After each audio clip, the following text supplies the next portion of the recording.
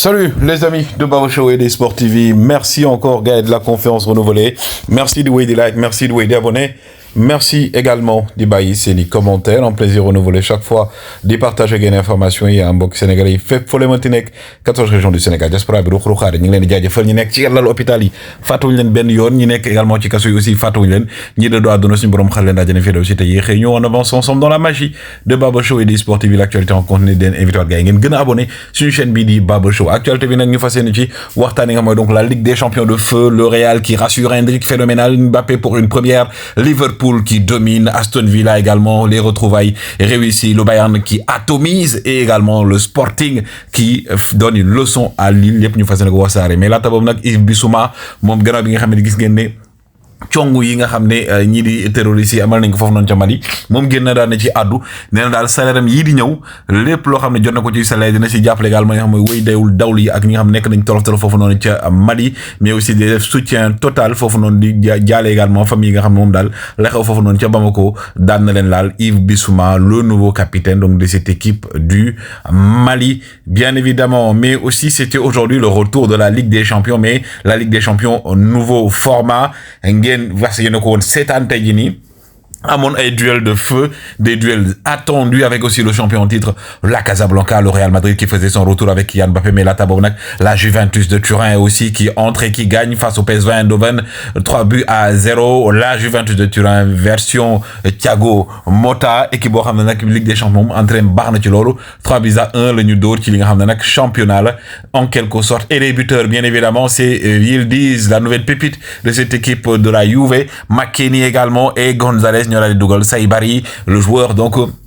marocain suma jumul moom moo daal di def li nga xam mooy donc le but du PSV Eindhoven et aussi Aston Villa de retour depuis 1983 ñu ngi reprendre à trend yi li nga xam mooy donc la Ligue des Champions 3-0 lañ door Tielemans suma dugal 27e Ramsey à la 38e également Onana 86 Onana nag de spécial ndax Onana li xew ak Sénégal il faut que ñu leeral leen ko pourquoi Onana n'a pas joué pour le Sénégal nañ ci jox ay détails pendant ce temps Tielemans le joueur belge moom la ñu daal di gars yi tabb mu nekk man of the match Youri Tielemans donc un jour boo xam ne mi ngi retrouver la forme et la confiance du côté de Aston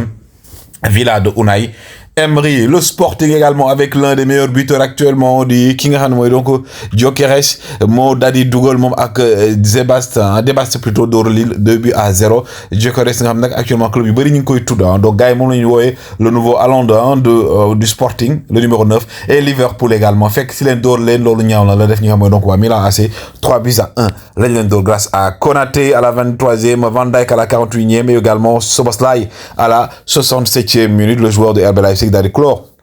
la victoire mais Ryan Gravenberch l'ancien joueur du Bayern Munich nga xam ne ba mu ñëwee Liverpool ba pare beneen Liverpool lañ gis moom fi ne nii beneen Gravenberch plutôt moom daal moom lañ jox man of the match mérité mi ngi en forme depuis le début de la saison mais que dire de Harry Kane aujourd'hui amul woon game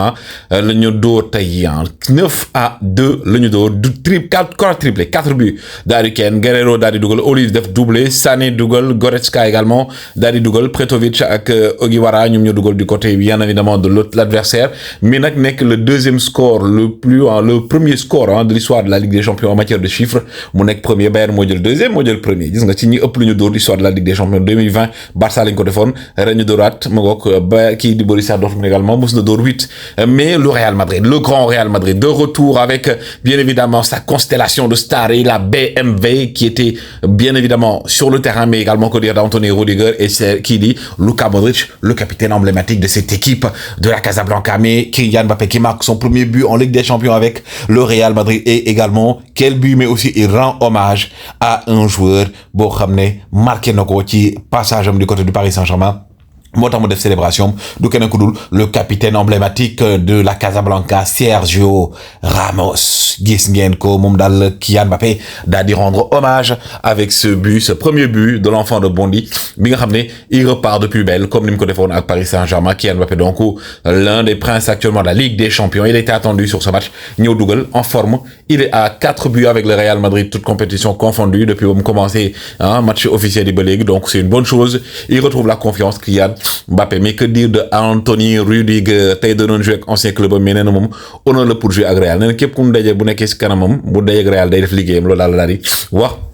Rudiger, il est rugueux, il est partout, gars. Il a de la rigueur, bien évidemment, Anthony Rudiger. Mais que dire de Hendrick? Quel but de Hendrick? Il faut avoir de l'audace pour Dougal but Hendrick Dougal. Mais Hendrick qui devient, gars, le plus jeune buteur de l'histoire du Real Madrid en Ligue des Champions. Hendrick, 23 minutes le jouer depuis bon milieu du Real Madrid en compétition officielle, Liga ak donc Ligue des Champions, Dougal 2 buts en 23 minutes au total. Mais aussi Thibaut Courtois, il est courtois hors du terrain, mais sur le terrain, il est loin d'être courtois. Thibaut Courtois qui également aujourd'hui fait un match de fou, gars, match de fou, la ref bataille dal ko tabou combien de matchs, mais qui mo donc Iker Casillas dal ko xamné the best, le meilleur Thibaut Courtois ba nga xamné gars actuellement bu amul blessure gars